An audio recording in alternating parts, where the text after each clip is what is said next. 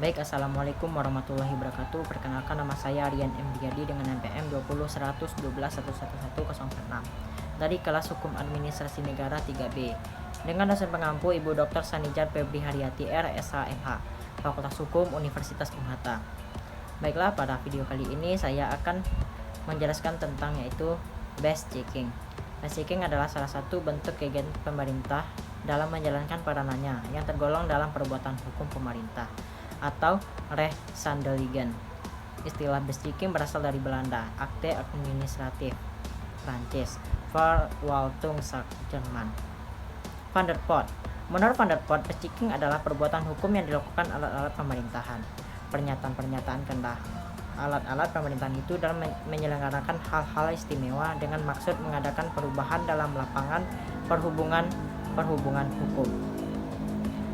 Menurut Utrecht, base checking adalah suatu perbuatan hukum publik yang bersegi atau yang dilakukan oleh alat-alat pemerintahan berdasarkan suatu kekuasaan istimewa. Selanjutnya itu menurut W.F. Prince, base checking adalah suatu tindakan hukum sepihak dalam lapangan pemerintahan yang dilakukan oleh alat pemerintahan berdasarkan wewenang yang ada pada organ tersebut.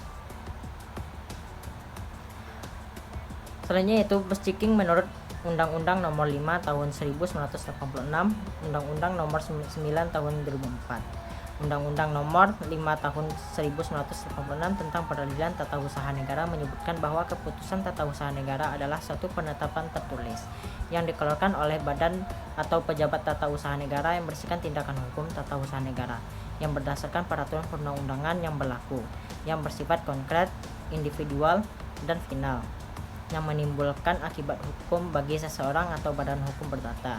Dari definisi menurut Undang-Undang Nomor 5 Tahun 1986 tersebut dapat dirumuskan unsur-unsur keputusan sebagai berikut, yaitu yang pertama, penetapan tersebut tertulis dan dikeluarkan oleh badan atau pejabat tata usaha negara. Yang kedua, yaitu berisikan tindakan hukum dalam bidang tata usaha negara. Yang ketiga, berdasarkan peraturan perundang-undangan yang berlaku.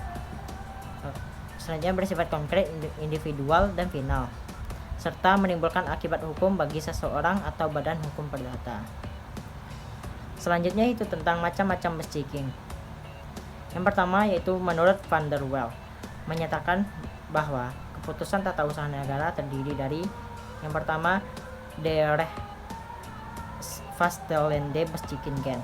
Yang kedua yaitu de Constitutive Beschikingen yang terdiri atas yang pertama Belastende Beschikingen atau keputusan memberi beban.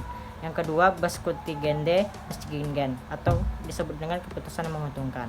Yang ketiga yaitu status Verleningen atau status penetapan. Selanjutnya itu de Afwijzende Beschikingen atau disebut dengan keputusan penolakan. Yang kedua yaitu adapun menurut Utrecht menyatakan bahwa ada beberapa macam keputusan tata usaha negara. Di antaranya yaitu pertama, ketetapan positif dan ketetapan negatif. Ketetapan positif merupakan ketetapan yang menimbulkan hak atau kewajiban bagi yang dikenai ketetapan.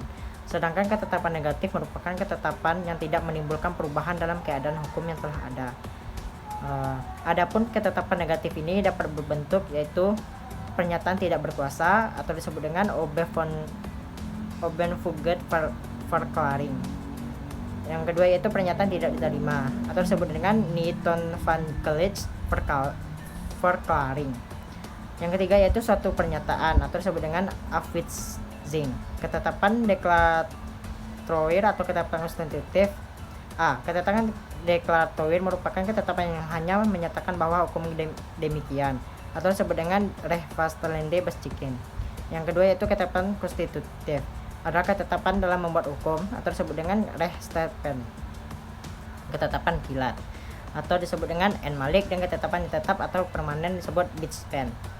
Ketetapan en malik adalah ketetapan yang hanya berlaku sekali atau ketetapan sepintas lalu atau ketetapan yang bersifat kilat Fruitstich Bitskik. Yang kedua yaitu ketetapan permanen adalah ketetapan yang memiliki masa berlaku yang lama. Selanjutnya itu menurut W.F. Prince ada 4 macam ketetapan kilat. Yang pertama yaitu ketetapan yang mengubah keputusan. Ketetapan lama suatu ketetapan negatif penarikan atau suatu ketetapan suatu pernyataan pelaksanaan atau disebut dengan Witverklaring. Yang kedua yaitu ketetapan yang menguntungkan dan ketetapan yang memberi beban. Ketetapan bersifat menguntungkan, artinya ketetapan itu memberikan hak-hak atau memberikan kemungkinan untuk memperoleh sesuatu tanpa adanya ketetapan. Itu tidak akan ada atau bila mana ketetapan itu memberikan keringanan beban yang ada atau mungkin ada. Sedangkan ketetapan yang memberikan beban adalah ketetapan yang meletakkan kewajiban yang sebelumnya tidak ada atau ketetapan mengenai permintaan untuk memperoleh keringanan. Ketetapan yang bebas dan ketetapan yang terikat. Ketetapan yang bersifat bebas yaitu ketetapan yang didasarkan pada kebebasan bertindak yang dimiliki oleh pejabat tata usaha negara. Sedangkan ketetapan yang bergantung adalah ketetapan itu hanya melaksanakan yang ada tanpa adanya ruang bagi pejabat yang bersangkutan. Selanjutnya itu ketetapan perorangan dan ketetapan kebendaan. Ketetapan perorangan yaitu ketetapan yang diterbitkan berdasarkan kualitas pribadi orang tertentu. Sedangkan ketetapan kebendaan adalah keputusan yang diterbitkan atas kualitas dasar kebendaan. Baiklah, hanya itu yang dapat saya sampaikan. Mohon maaf apabila ada kesalahan.